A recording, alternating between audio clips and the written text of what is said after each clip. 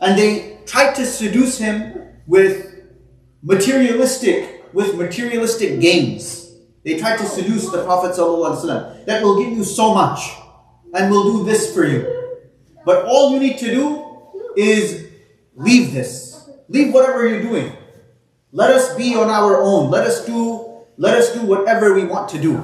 We don't like this deen that you have introduced into our society, into our midst. But Rasulullah ﷺ was charged with this responsibility from Allah subhanahu wa ta'ala. Rasulullah ﷺ was charged with this responsibility from Allah subhanahu wa ta'ala. This was something from Allah.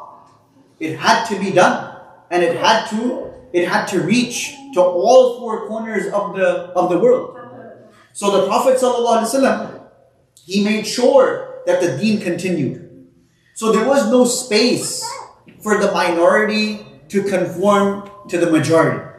Now we live in a society where as Muslims, we are the minority. We are the few. And those who are many, they are non-Muslims. They have their way of life. They have their standards. They have their ethics. They have their beliefs. And as Muslims, we have to understand that we don't conform to their standards. We don't conform to their ethics. We don't conform to their beliefs. This is something that we need to understand now. That as Muslims, there is no space in our religion to conform and to assimilate into their beliefs, into their ideologies, into their way of life. Because the vast majority of the things that they do, especially when it is related to the holidays, whether that holiday is Valentine's Day, whether it is Halloween, whether it is Christmas or Easter, they may seem innocent. These holidays may seem innocent. Easter, you have the bunny, you have the rabbit, and you have the egg hunt, and you have all of that stuff. So it's not, this is not something rooted in religion. Halloween, there's nothing wrong with Halloween. All it is that you go out and you're asking people for candy. Valentine's Day, nothing wrong with Valentine's Day. Because, Valentine's Day is all about, showing appreciation to someone that you love. This is what Valentine's Day is about. Christmas, it's about, a jolly guy who's wearing red and white and he's flying and he's giving people presents. So there's nothing wrong with any of these things. Right? Some Muslims, this is how they think. Muslims, they think like this, that it is innocent. But on the contrary, it is not as innocent as we think it is. Right? It is not as innocent as we think it is. All of these holidays, Easter, Valentine's Day, Halloween, Christmas, they are rooted in paganism. They are rooted in paganism. Paganism is what? It's the antithesis to Tawheed. It's the complete opposite to Tawheed. It's the complete opposite to believing that Allah subhanahu wa ta'ala is one. This is what these holidays are. All of these holidays, they are the antithesis to our religion. Completely opposite to our religion and what we believe. This is why Allah subhanahu wa ta'ala throughout the Quran, what does Allah subhanahu wa ta'ala say throughout the Quran? Allah subhanahu wa ta'ala tells us, Ya ayyuhalladhina amanu, la tattakhidhu al-yahuda wal-nasara awliya. La tattakhidhu al-yahuda wal-nasara awliya. That all you who believe, don't take the Yahud, don't take the Jews and Christians as awliya, as your friends. Ba'dhum awliya ba'd. They are friends of one another because they're assimilating with one another, right? They believe in their own beliefs. They believe in the holidays of one another. As it is now, right? You have different denominations of Christianity believing in the holidays of other denominations. You have denominations of Jews following what Christians are doing, and so on and so forth. So Allah subhanahu wa ta'ala is telling us in the Quran يَا أَيُّهَا الَّذِينَ آمَنُوا لَا تَتَّخِذُوا الْيَهُودَ وَالنَّصَارَى أَوْلِيَاءَ. That, O you who believe, don't take the Yahud and Nasara as your awliya, as your friends, as your confidants. Right? Allah subhanahu wa ta'ala is not saying over here that we can't befriend them and we can't talk to them. Friendship in this context, awliya in this context, means taking them as confidants to the extent that we are unable to follow our religion. We are unable to follow our deen. This is what it means. This is what awliya means. It shouldn't be deep-rooted friendship where it prevents us from acting upon our beliefs. So if we have Jewish and Christian friends, and our Jewish and Christian friends, they tell us, well, you know what? What's wrong with eating pork? What's wrong with celebrating Christmas? What's wrong with celebrating Easter? It's innocent. These are all innocent. This is when we have to put our foot down and say that, look, as Muslims, we are averse to this. As Muslims, we are averse to this. We don't accept anything that is rooted in paganism. I'm going to establish that all of these holidays, they are all rooted in paganism. They are all against the concept of Tawheed. So Allah subhanahu wa ta'ala says, بَعْضُمْ أَوْلِيَاءُ بَعْضٍ. They're friends of one another. The Christians, Jews, their belief system is similar. They have the same belief system. وَمَنْ يَتَوَلَّهُمْ مِنْكُمْ فَإِنَّهُ مِنْهُمْ. And the one who makes them awliya, فَإِنَّهُ مِنْهُمْ. Then they are from amongst them. They are from amongst them. When a Muslim makes such a deep-rooted friendship that it stops that person, it stops that believer from fulfilling the obligations of Allah subhanahu wa ta'ala, then it is as if he is from them. فَإِنَّهُ مِنْهُمْ إِنَّ اللَّهَ لَا يَهْدِي الْقَوْمَ الظَّالِمِينَ. Allah subhanahu wa ta'ala doesn't guide the nation who is zalim, oppressors. So understand that as Muslims, we need to be sensitive about our beliefs. We need to be sensitive about Tawheed, and we should abstain from whatever might contaminate our iman. Rasulullah sallallahu alaihi wasallam, he did everything to oppose the polytheists, and he did everything to oppose the Jews and Christians. When in Makkah, Rasulullah sallallahu alaihi wasallam, clearly there are so many hadith where the Prophet sallallahu alaihi wasallam said that Khaliful Mushrikeen, that oppose the Mushrikeen, oppose the polytheists in their actions, the way they dress, the way they behave, the way they act. Oppose them. Because Rasulullah sallallahu alaihi wasallam wanted to make a clear distinction between the Islamic way of life and the non-Islamic way of life. And when Rasulullah sallallahu alaihi wasallam migrated from Makkah to Medina, who were the opponents in Medina? It was the Christians and it was the Jews. Primarily it was the Jews, but you did have Christians living, right? There were still Christian tribes living in Arabia.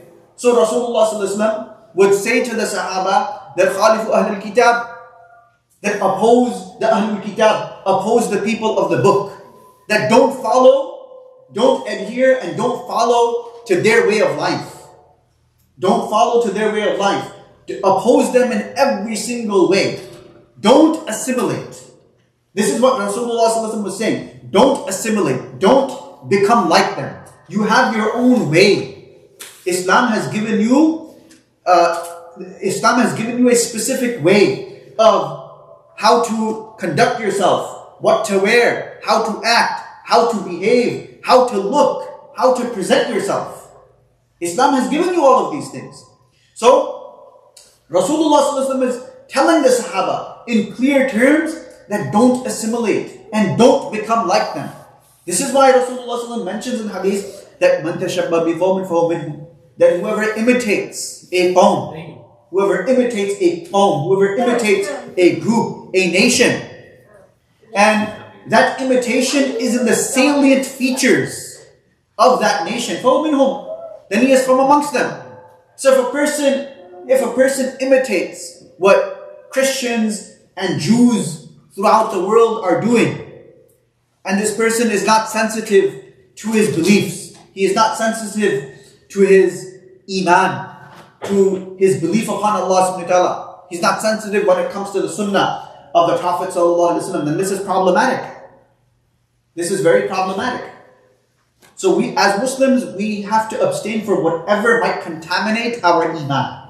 Whatever might mess up our iman, we need to abstain from that. There are millions of Muslims worldwide, and unfortunately they don't find no problem celebrating Christmas along with Christians and everyone else who's celebrating Christmas. Islam is quite tolerant when it comes to non-Muslim customs and cultures. You know, you have history is a testament to that, where Islam has it's been very tolerant when it comes to non-Muslim customs and cultures, because they are non-Muslim customs and cultures. They are not our customs and cultures. It does not condone rituals, customs, and festivities that have anti-Islamic religious beliefs attached to them. And Christmas has tons of these attached to it. It has tons of these anti-Islamic religious beliefs attached to it. Not only from Christianity. We think it's from Christianity. It's not entirely from Christianity. But also from pagan shirk beliefs and customs. And it has nothing to do. We might think that, it's something related to Isa alayhi salam, Jesus Christ. And then we might say that, and we might try to justify it. But isn't Jesus a prophet of Islam after all? Someone might ask. Well, Isa alayhi salam, Jesus, is a prophet of Allah. So what's the big deal? Why can't I celebrate the birth of Isa alayhi salam? But in Islam, there's nothing that mentions that we have to celebrate his birthday, or we have to celebrate the birthday of any prophets. The prophets, they were the greatest of all of mankind, from Adam alayhi salam all the way to Rasulullah sallallahu alaihi wasallam. And none of their birthdays are recorded. Even with when Rasulullah sallallahu alaihi wasallam was born, there's so many opinions just on that. 12, 10, 20, 25. There's so many opinions just on the birthday of Rasulullah sallallahu alaihi wasallam. And these were the greatest human beings that Allah subhanahu wa ta'ala sent for the purpose of guidance. And yet, their birthdays are not recorded. So people assume and they think that Isa alayhi salam's birthday is on the 25th. And Christian clergy, Christian priests, clergy, historians, they say that no, this is not true. This is not true. Even the Christians, they have different opinions as to when Isa alayhi salam was born. And the vast majority of them say that it was not the 25th. It was not the 25th of December as people say. So we have to be clear that Christmas or Christ's Mass, right? It's a combination of two words. Christmas is a combination of two words. Christ and Mass. This is when people go to the churches and stuff on the 25th. So it has very little or nothing to do with Jesus Christ. And there's no need to elaborate. I mean, anybody can Google this up and see for themselves. So then why December 25th? This is the question. Why is it December 25th? So the earliest reference to Christmas being marked on December 25th, it comes from about the 2nd century after the birth of Isa alayhi salam. And it's considered likely that the first Christmas celebrations, they were in maybe reaction to the Roman Saturnalia, because they were influenced, that region, it was influenced by Roman beliefs. Right? What do Romans believe in? Jupiter and these Mercury, these various gods. This is what Romans believe in. So this was in reaction, this celebration, Christmas celebration, was in reaction to Roman Saturnalia. It was a harvest festival that marked the winter solstice. The return of the sun. Right? Everybody in school, they have heard of the solstice. Right? So the return of the sun, or honoring Saturn. the god of sowing and harvest and all of that. So, and some other sources say that December 25th was also related to Horus. This was an ancient Egyptian god.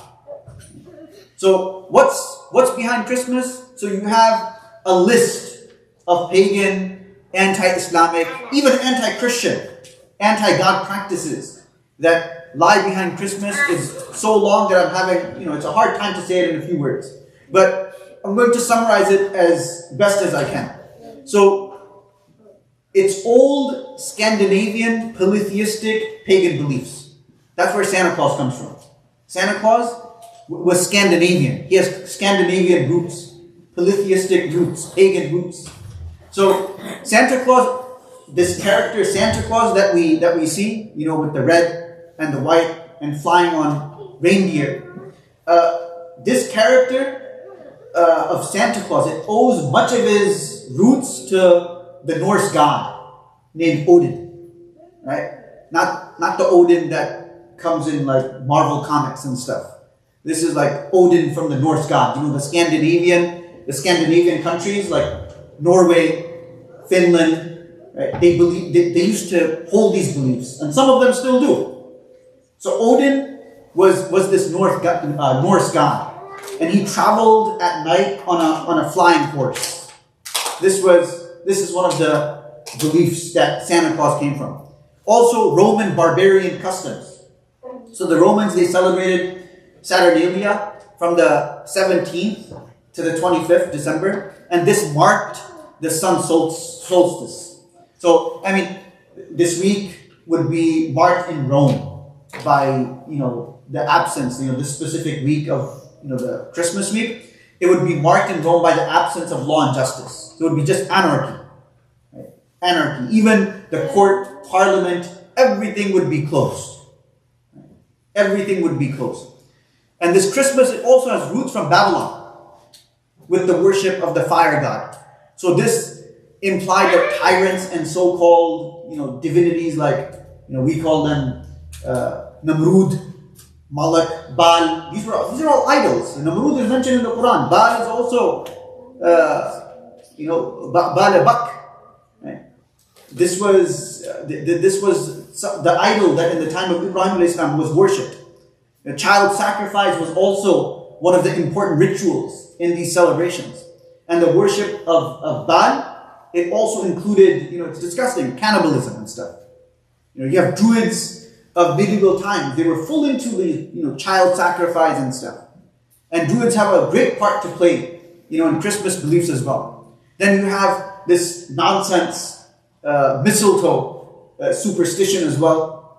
Kissing under mistletoe, at Christmas. This is believed to seal the love between, the two. It comes from Druids and medieval pagan Europe. These are all medieval pagan customs, and they're still being followed even now. We might think it has become commercialized, but they are still being followed now. Same thing with Halloween. We might look at it that, oh, well, you know what? Jack-o'-lantern, what's the big deal? Wearing a mask, what is the big deal? But these churches where they have devil worship, they're still worshiping on Halloween. So how can we as Muslims participate in something like that? So the Santa myth, Santa Claus, Father Christmas, he's also known as that fictitious character. He's a fictitious, fake character invented for Christmas. Many say that, he's derived from St. Nicholas and he was a good priest. But most of the character's traits, it comes from pagan gods. Odin, Saturnalia. And they, combine all of these qualities and put them in, this jolly Santa Claus.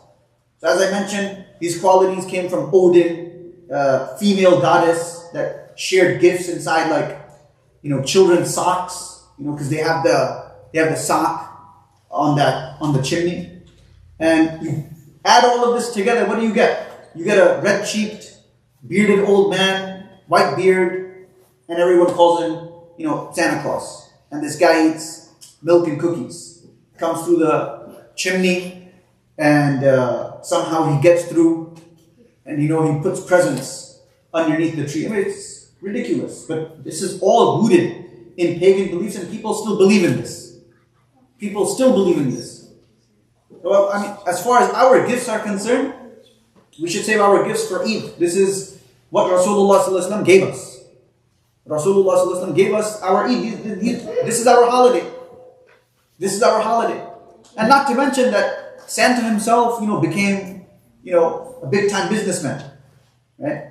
Huge and free space obtained in people's hearts and minds, kids and children's hearts and minds. That was the capital. So Santa became like a perfect marketing agent. So he could bring money, right? Billions are spent every single year, right? I think all of us can see this. Billions are spent every single year in the name of, this fat guy that never even existed in the first place. Billions of dollars. So at this time of the year, take a look at the stores. All of them features Santa Claus. Wherever you go, there's a picture of a hat. Some cars, they have reindeers on their windows. And it's just absurd. These are things that, as Muslims, we don't believe in it. They never existed. Okay? And then some of these department stores, they literally have, Santa Claus, listening to kids and whatever they want. So the red Santa outfit, it just suits just everyone. It's suitable for all of these people that have commercialized this holiday. Look at Coca-Cola. Coca-Cola uses Santa Claus as well, right? Coca-Cola, they use Santa Claus too. Why do they use Why do they use Santa Claus? It makes you want to have like a cold drink. While it's cold outside, it's sub-zero temperatures, right? And then when we see Santa Claus drinking Coke, oh, you know what? I wish I had a Coke. I wish I had a Coca-Cola. And this is just a tool. When you kids get older, then you'll understand what I'm talking about better. It's a tool for neo-colonialism. It's all tool for neo-colonialism. Christmas is just another way to colonize. It wasn't enough for the British and the French and the Russians and pretty much the West to colonize Muslim countries. That wasn't enough for them, right? The gift that keeps on giving. No, they had to colonize the minds as well. Okay, let's mess up the minds of Muslims. Let's mess up their kids' minds. And let's keep them messed up. Let's keep the Muslims messed up. So it wasn't enough for them just to colonize the lands that belong to Islam, that belong to Muslims. No, we're going to colonize their minds. Right? Make sure that their kids don't grow up with religion. Make sure their kids don't grow up with Islam. So the Europeans, this is what they did at the time of Columbus. They colonized lands. Right? So you have these geographical territories that are already taken. Right? And these invaders, what did they decide? We're going to target something even more precious. People's minds. We're going to target the people's minds. So their culture, with its full dose of paganism and materialism, what has it done? It has found its way into our homes. Into our homes. Into every country in the world, even Muslim countries. Even Muslim countries. You have people in Saudi celebrating Christmas. There's nothing wrong with it. Right? So, and analyze this, that half the world is in summer. Half the world is in summer, and for some reason, they have like Christmas decorations with snowflakes. Right? Winter season's greetings, and so on and so forth. So this is all, understand that this is all, it's not innocent. All of these things that we see outside, it is all rooted in paganism, and it is still being practiced and followed even now. Now with regards to Isa alayhi salam, right? Jesus Christ, with regards to Isa alayhi salam, what are our beliefs? What is our aqidah? What is our beliefs? What should we believe in?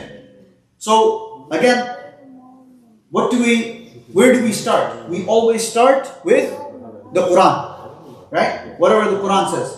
After the Quran is the Hadith. This is what we believe. So Allah subhanahu wa ta'ala says that Isa alayhi salam was a messenger and a Nabi, similar to Ibrahim alayhi salam, similar to Musa alayhi salam, and all other prophets. He was a prophet. He was a prophet. He is not a God. He is not the son of God. Allah subhanahu wa ta'ala says he is a human being. And believing in the concept believing in the concept of Trinity, it contradicts the belief of Tawheed. So, believing that God is three and three is one, this is completely against Islam. It's antithetical to Tawheed. Completely against it. Allah subhanahu wa ta'ala is one. We all believe that Allah subhanahu wa ta'ala is one. This is what we believe. La ilaha illallah Muhammadur Rasulullah. So the Trinity and the concept of Trinity, this contradicts the belief of Tawheed, oneness of Allah subhanahu wa ta'ala, which is the theme of the Quran. Number 3. So this is second point. Third point. Isa alayhi salam himself never claimed to be God or the Son of God. He was a beloved servant of Allah and a noble messenger. Number 4. His birth was miraculous. The Christians, they will try to pair up Maryam with, Joseph the carpenter. Na'udhu billah. Right? But his birth was miraculous. He had no father. His place of birth is not known with certainty.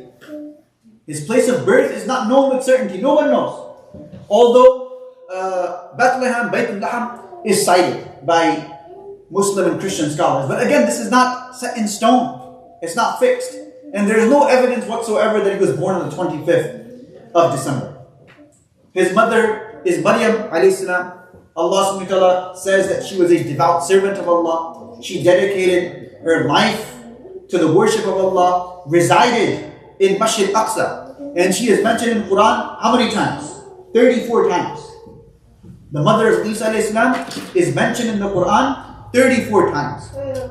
Isa alayhi salam spoke miraculously as a newborn baby, emphasizing his prophethood, importance of salah, prayer, charity,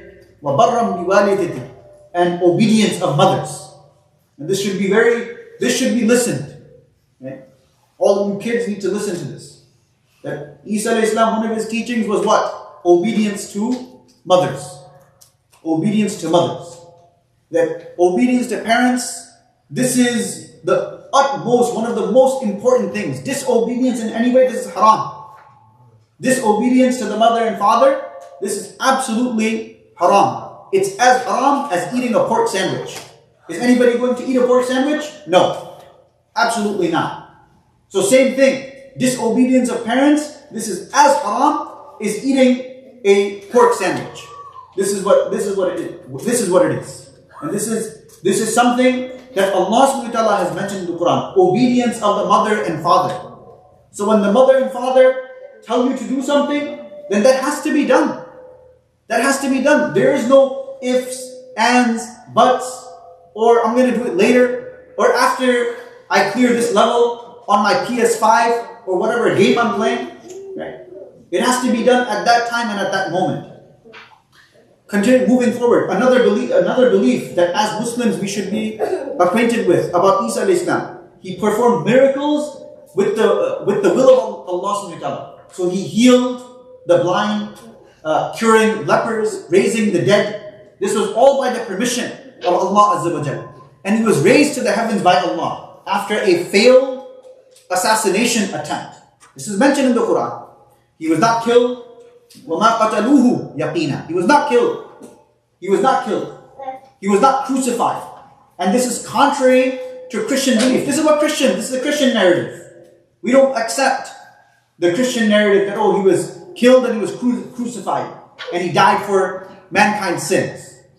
He did not atone for the sins of mankind. We are all responsible. We are all responsible for what we send forth to Allah subhanahu wa ta'ala.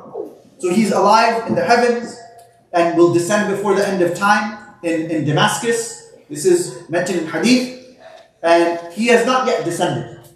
He has not yet descended. He will descend towards the end of time in Damascus. And when he does descend, he will establish a just, prosperous rule. This is in Bukhari. And he will follow the teachings of Rasulullah sallallahu alaihi wasallam. He is the only prophet who has the honor of being a member of our ummah. He's the only prophet. Now I mentioned the hadith that man tashabbah bi qawmin fahuwa minhum. That whoever imitates a nation, he is from them. He is from them. Now you might say that, oh well, in the Prophet's time, did they have holidays? Well, the Prophet ﷺ and the Sahaba, they were surrounded by who? The Persians. So they became very well acquainted with Persians and their holidays. So in Bayhaqi, there's a narration. وأخبرنا أبو عبد الله الحافظ حدثنا أبو العباس محمد بن يعقوب حدثنا حسن بن علي بن عفان حدثنا أبو أسامة حدثنا عوف عن أبي المغيرة عن عبد الله بن عمرو قال من بنى في البلاد العاجم فسنى نيروزهم ومهرجانهم وتشبه بهم حتى يموت وهو كذلك حشر معهم يوم القيامة. حشر معهم يوم القيامة. This is in Bayhaqi.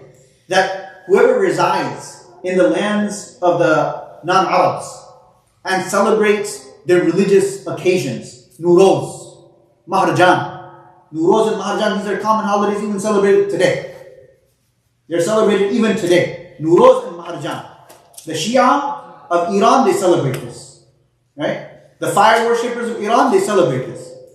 So, the Sahabi is saying that whoever celebrates their religious occasions, Nuruz and Mahrajan, and emulates their practices and dies in that condition without doing tawbah, he shall be raised with them on the day of Qiyamah. Who do we want to be raised with? We want to be raised with Rasulullah, right? Everybody wants to be raised with Rasulullah.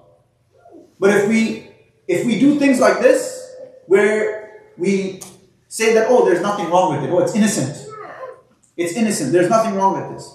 Then we are harming ourselves and we are harming the coming generations as well. Showing ta'zeem to non-Muslim practices. Showing ta'zeem to non-Muslim practices. There is a risk of losing iman if we show regard and ta'zeem. We venerate their non-Muslim practices. Emulating practices is an act of kufr. Emulating their practices because it's rooted in their belief system. Islam is averse to this.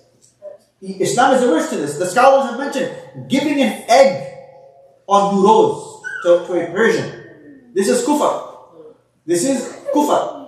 There was a very famous Egyptian scholar, Hanafi Egyptian scholar, 11th or 12th century. He says, قال رحمه الله والإعتاء باسم نوروز والمهرجان لا يجوز أي الهدايا باسم هذين اليومين حرام بل كفر.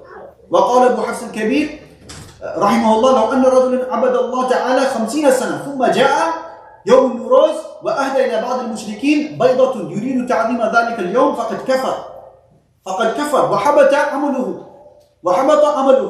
So the scholar is saying that giving something on the day of Nuruz, Persian holiday, Mahrajan, Persian holiday, it's not permissible. So any kind of hadaya, gifts exchange and stuff, right? Because that happens even now at work, Secret Santa and all that stuff. Perhaps even at school. And this is when we need to let them know that look, as Muslims, we don't celebrate this kind of stuff. We don't celebrate this kind of stuff. And they should be tolerant. If they know you're Muslim, are they going to intentionally give you, haram sandwich to eat? No, they're not. They're not going to give you a haram sandwich to eat because they know, this guy's Muslim, he doesn't eat pork. Are they going to give you wine? No, absolutely. No, this guy's Muslim, he doesn't drink alcohol. So same thing, you have to educate them about your beliefs. That look, I don't celebrate Christmas. I can't participate. I do celebrate Eid. So you can have something for that, but I don't celebrate this. So to exchanging gifts on these 2 days, this is haram. Rather, it's kufr. One of the scholars said, لو أن رجل عبد الله تعالى, if a person worships Allah subhanahu wa ta'ala for 50 years, ثم جاء يوم النوروز, then يوم النوروز came, وأهدى إلى بعض المشركين, and he gave us hadiyah to some mushriks, to polytheists, بيضة, an egg, يريد تعظيم ذلك اليوم. And his intention was ta'zeem, to venerate that day. فَقَدْ كَفَرْ وَحَبَّتْ عَمَلُهُ. Right? This person has committed kufr. And all of his a'mal are now null and void. Right? They're all null and void. And if a person doesn't intend that, even then it is detrimental. If a person doesn't have that intention, even then it's dangerous. We should be very particular when it comes to our beliefs. As Muslims, we need to be very careful what we believe in, what we are doing at school, and we have a job to represent Islam as minorities, even in our school, at our workplace, wherever we are, and a place that we control, right? The masjid, our home, these are places that are under our control. We have freedom to do and to act as Muslims in these safe havens. The home is a safe haven. These are places that we control, that are under our control. Now Allah subhanahu wa ta'ala grant us understanding when we address a few of these questions. So can we take part in Christiana gift exchanges? I just answered this. No, it would not be permissible to partake in Secret Santa gift exchanges. Can we take pictures with Santa Claus? Again, we might think it's innocent, but these types of things we should refrain from it. We should refrain from taking pictures with Santa Claus, because it's rooted in disbelief. It's pagan. I mean, would we take a picture, right, with any of the Hindu gods? Right? Would we take a picture with any of the Hindu gods? Would we take a picture with Thor, the Norse god, or Odin, the Norse god? Or would we take a picture with, Horus, or any of the ancient Egyptian gods or the Mayan gods? The problem is Santa Claus himself is rooted in paganistic beliefs. So I would say it's better to refrain from this. How did reindeers become part of Christmas? I explained this, that Odin would ride on a horse. Odin would ride on a horse, and that's how reindeers became part of Christmas. I don't know how Rudolph, the red-nosed reindeer, I don't know how he became part of Christmas. Allah subhanahu wa ta'ala knows best. How did green and red become Christmas colors? Saturnalia, these were the colors that they would use to celebrate. It was a Roman holiday.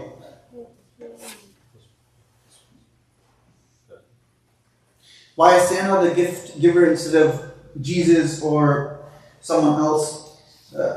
Again, this was something that they used to kind of commercialize it. They wanted to make it more business orientated, right? To give it like a kid-friendly feel, because if you go to the stores, right, you see all of these small kids complaining to their mom and dad that I need to have this toy, and I need to have this game, and I need to have the latest gadget, or the latest Apple phone, or the latest bicycle. So they tried to make it innocent, to make money, and the whole aspects of the religion of Christianity was taken out. So this is why Isa alayhi salam was removed, and this jolly red guy was brought in. Right? A jolly red guy was brought in. I mean, nobody wants to see the image of someone on a cross, right? This is what they have in churches, right? An image of a guy or a statue of a guy, right? We don't believe that's Isa alayhi salam. He's on a cross, he's nailed. No kid wants to see that. So they changed it into this whole Santa thing. Some people are not Christian and don't believe in God, but they still do everything that is celebrated on Christmas. Why? So even the strict Christians, they will say that this is like disbelief, and this is sacrilege. Even Christians will say this. They'll have a problem with this. So you have Christians, you have Christian dominated, because there's many types of Christians, right? There are many denominations, Protestant and Catholic, and all of these different Coptic. You have all of these different beliefs. So some of them, it's kind of like how Muslims, right? You have like Muslims who pretty much do everything the entire year, and then they just come on Eid, because that's the only thing that they consider to be like holy. They just come on Eid. So it's the same thing.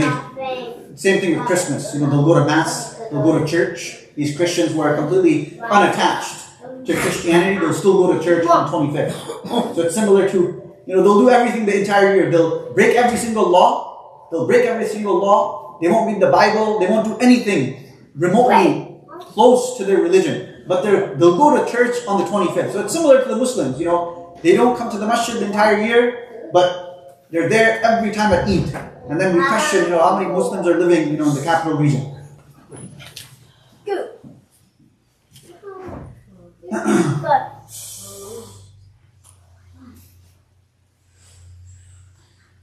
When there's a gift exchange in school, we don't send the gifts for other students, but our kids bring the gift home. Should they refuse to take gifts? They feel awkward to do so. Please advise what should they do? It's a good question. It's better if the gift is not accepted, but the gift is not haram. You can't call it haram. If the gift itself is, it's not something haram. Let's say it's candy or something. Let's say it's a Kit Kat bar or it's a toy. That's not haram. But there is definitely, that element of karaha. There's that element of it being repugnant. Because, again, this is not something that we believe in. Even though we don't believe in it, there's that element of karaha. As I mentioned, the whole problem, the root of the problem is that Christmas still has its beliefs, right, in paganism. This is the main issue, which is still celebrated. At work, we set holiday bonus. What should we do at that? Holiday bonus is fine. There's nothing wrong with that.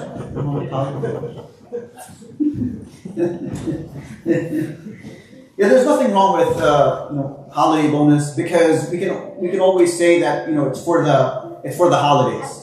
It's not specifically Christmas bonus. It's for the holiday bonus.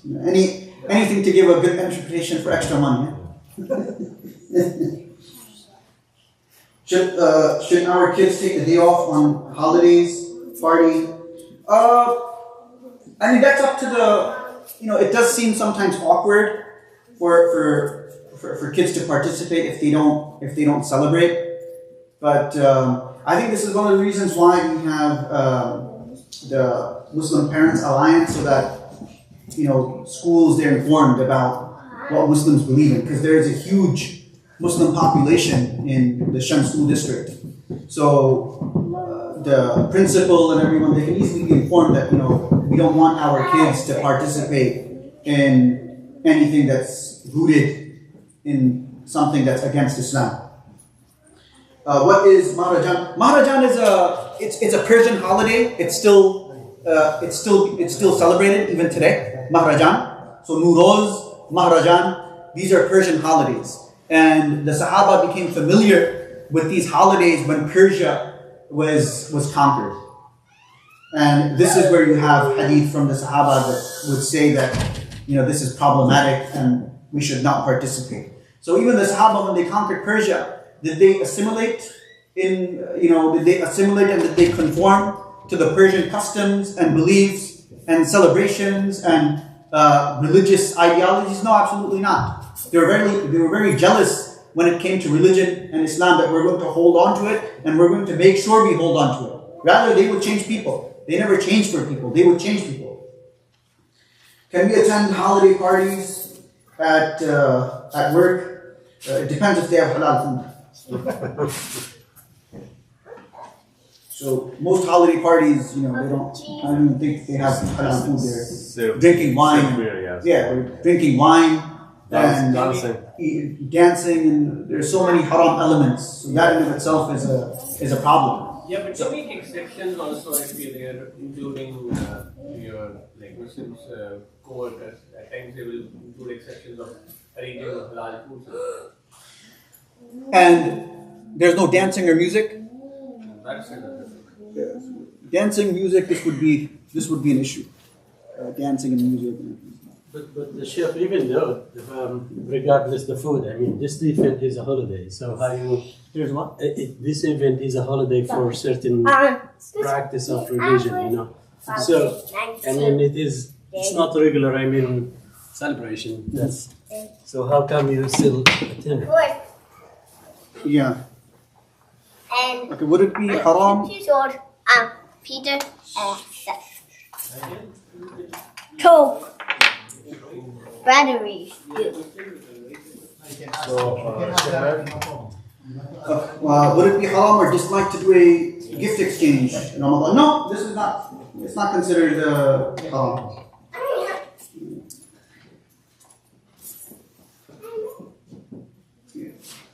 Yeah, I don't think a gift exchange in Ramadan would be haram, simply because as long as it is not made obligatory. The problem is that, when you do hiba, when you do gift, it should not be hiba bishart. It should not be hiba bishart. It should not be a gift where it's conditional, right? It should be voluntary. And if the problem with a lot of these things is that, there's that sense of inferiority complex if a person doesn't participate. So gift giving, this should be voluntary. It should be done with the satisfaction of the heart. So, if somebody, saying happy holiday, happy, at work or some places, sometimes you try to avoid, you say thank you, but sometimes, just your tongue. Yeah, happy holidays is fine. You too, or something. That's something you should be careful about it. Yeah, so, Merry Christmas, when people say Merry Christmas.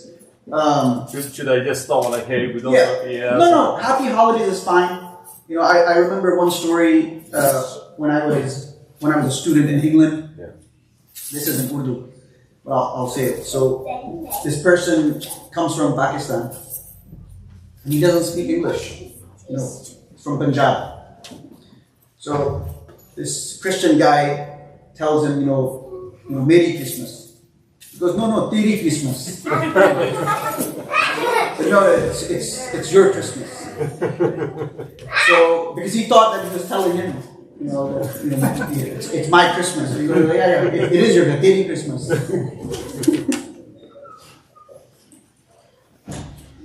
What if some classrooms show Christmas movies? And movies in of itself, especially the movies now. Certain movies might be okay, like Sonic the Hedgehog, those kind of cartoons and everything. But I don't know about Christian movies. I've never seen Christian movies, so I'm not familiar with what's in them. I'm talking about movies like, let's say, Elf, Buddy the Elf, or... Who's Buddy the Elf? It's a fictional character that is Elf. Is it a storybook? No, it's a movie. Okay. My past teacher showed me it in class. You can't really do anything if you're at school. It's not a place that we control. You can only do so much at school. So you have to sit. If you have to sit through it, then you have to sit through it. It's kind of like, sometimes your school requires you to take music. Sometimes you might have to take it. Otherwise, you're going to get a 0. It's going to affect your score. So the proper reply for somebody saying have a nice holiday or happy holiday. Happy holidays is fine. You can reply to him? Yeah. Okay. I don't see any issue with happy holidays. Okay. Because it's the holidays. Yeah. I mean, you're off. There's a break. It's not like saying Merry Christmas. Yeah. Are you allowed to wear Santa hats for fun? It's better to stay away from Santa hats or anything that resembles Santa hats.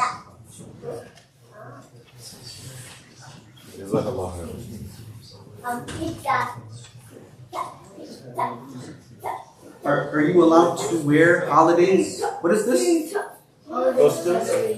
Holidays what? Accessories. Holiday accessories? This would fall under the same ruling as wearing Santa hats.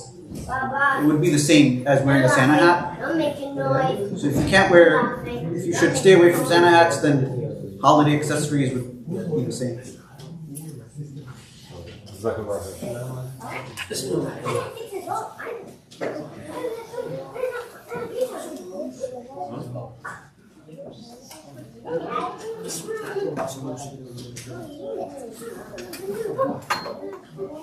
Yeah, this is the wardrobe for Christmas, so you can enjoy it. It's halal.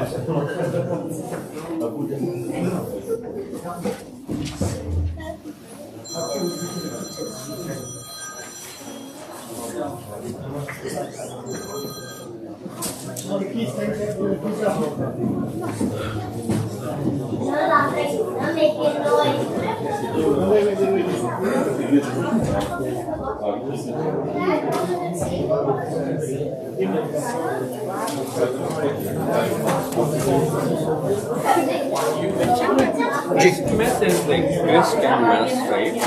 दोनों का क्या मतलब? Christ, ईसा अलैहिस्सलाम, Mass, जमात. अच्छा वो जो जमात की हुई थी ये मतलब बच्चा पैदा हो गया था then everyone came in. Ji.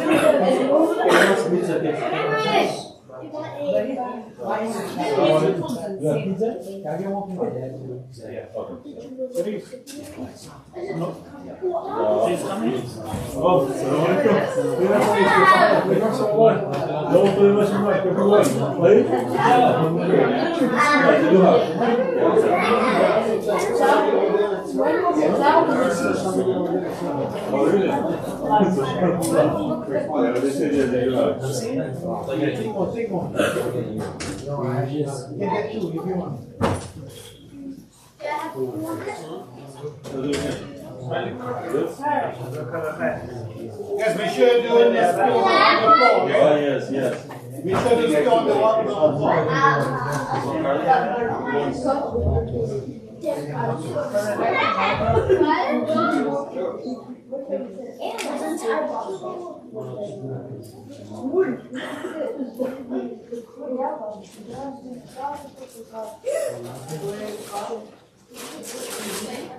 Okay.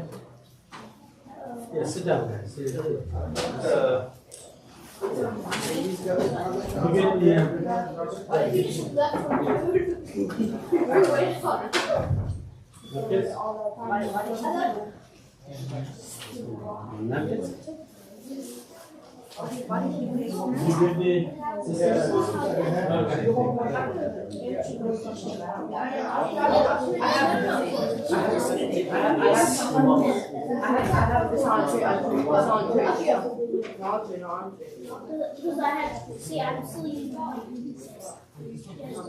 After you finish, you can get more, man.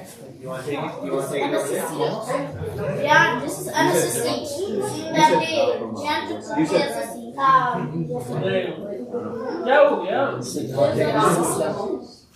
You're not supposed to sitting here.